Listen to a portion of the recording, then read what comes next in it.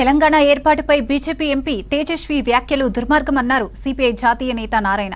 గతంలో తెలంగాణ బిల్లు పెట్టినప్పుడు బీజేపీ ఎంపీలు మద్దతిచ్చిన అంశాన్ని మర్చిపోయారా అంటూ ప్రశ్నించారు. రాష్ట్ర విభజనను పాకిస్తాన్ ఇండియా విభజనతో పోల్చడం సరికాదన్నారు.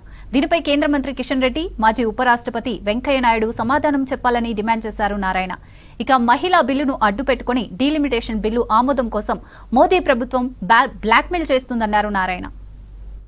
కూడా ఒక నీతి ఉంటుంది.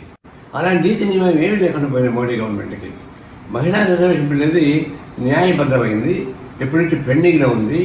గీతా ముఖర్జీ గారు రాసినటువంటి రిపోర్ట్ను ఆమోదించండి రాజ్యసభలో, లోక్సభలో ఆమోదించాలి. దాన్ని ఆమోదించడానికి దాని మధ్యలో ఒక రిజర్వేషన్ బిల్లు, డీలిమిటేషన్ బిల్లు తీసుకొచ్చి పెడతా ఉన్నారు.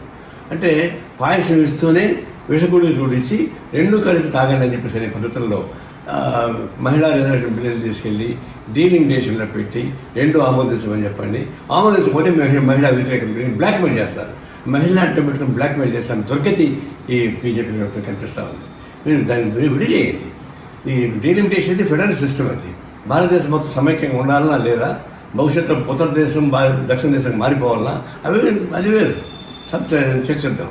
కానీ మహిళా బిల్లుకు దాన్ని లింక్ పెట్టకుండా మహిళా బిల్లునే దాన్ని ప్రవేశపెట్టి ఆమోదింపజేయండి. ఆ తర్వాత డీలిమిటేషన్ చర్చించుకోవచ్చు. లేకపోతే ఇది యుద్ధ నీతి కాదు. మహిళలు అడ్డం